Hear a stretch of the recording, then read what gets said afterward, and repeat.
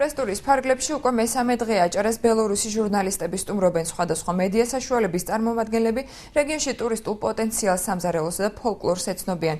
მათთვის აჭარის ტურიზმის დეპარტამენტმა ტურისტული პოტენციალის ამსახველი პრეზენტაცია გამართა.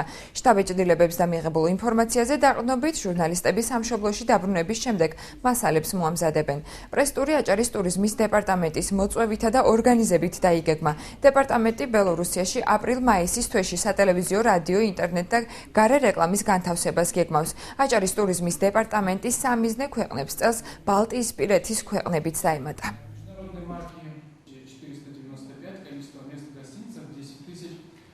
ჩვენ მოვამზადებთ რეპორტაჟს აჭარის ტურისტულ შესაძლებლობებზე. იმდენად კარგი გარემოა დასვენებისთვის, რომ ვფიქრობ ბელარუსი დამსვენებლები დაინტერესდებიან უქმების აქ გატარებით. არის ბევრი პრობლემაც.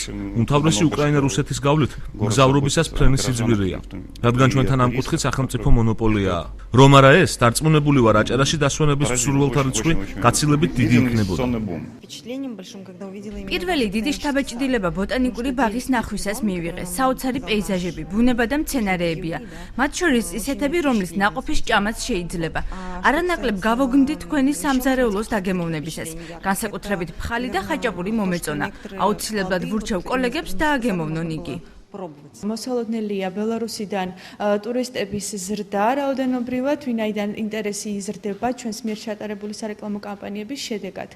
შესაბამისად, ჩვენთვისაც ძალიან მისაღებია და ძალიან საინტერესოა. აღსანიშნავია საინტერესო ამ ქვეყნიდან ჟურნალისტების მიღება. აღსანიშნავია ისიც, რომ ტურიზმის დეპარტამენტი არამხოლოდ ბელარუსის რესპუბლიკიდან, არამედ ყველა სამიზნე ქვეყნიდან მას პინძლობს და ორგანიზებას უწევს პრეს და ინფო ტურებს.